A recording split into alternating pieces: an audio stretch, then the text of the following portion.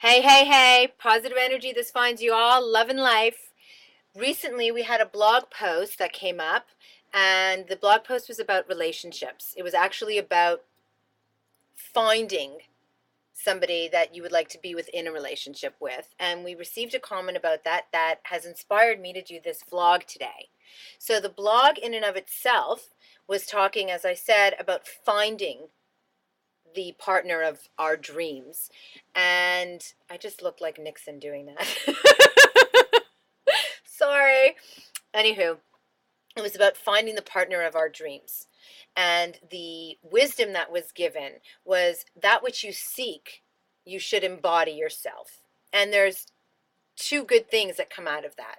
Number one, when you embody that which you seek. So, for example, if you are looking for a partner whom you consider to be kind, considerate, and gentle, embody those aspects within yourself. So become yourself kind, considerate, and gentle.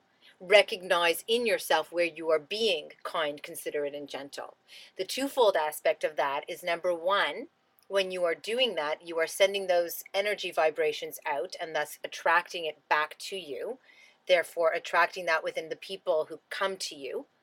So your partner would be coming with those attributes because that's what you're sending out, as well as finding that which you seek within self. For within self, we can find everything.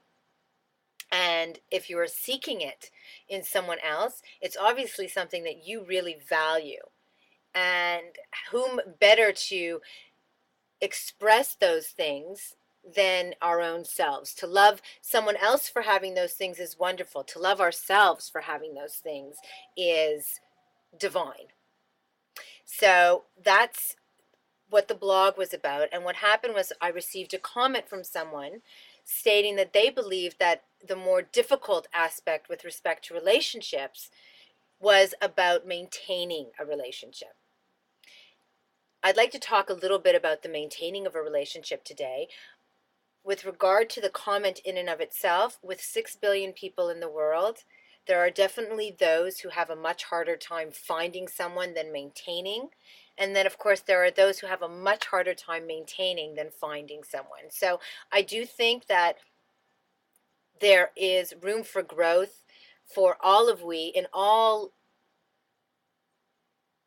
stages of relationships.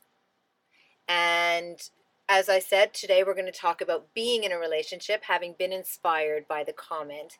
And yes, it can be difficult to maintain a healthy relationship. And I think that one of the most important things that I have found both when I was studying and getting my degree in psychology and over the last 20 years since I've been working with people in enlightenment guidance and life coaching, that when we do have issues around relationships, one of the biggest issues that we have comes down to communication. And yes, there's a whole slew of issues that come up, and they can be anything from not feeling like you're getting enough attention paid to you, acknowledgement, you have different interests, so on and so forth. But really, they all seem to boil down to communication. So I'm not going to get into every aspect by which we can make our relationships phenomenal, because we could be here for years, because it's infinite number of ways that we can be happy and enjoy life. And when we are enjoying life and being happy, it exponentially affects all those around us. And of course, those whom are closest to us the strongest. However, just to perhaps focus today on communication, because I do feel it is one of the most vital areas with respect to healthy relationships, and keeping the lines of communication open, speaking to one another, not just frivolous conversations. How was your day? Oh, my day was okay. But truly speaking to one another, which means truly listening to one another. And when you listen to one another, you respond and ask questions that are relevant and pertinent. And you get to share in one another's lives. You get to share in the happiness and the joy as well as the sadnesses. But you're sharing in these experiences together. And when we're in a relationship with someone else, it's about shared experiences. It's about sharing. And you can't share if you're not communicating.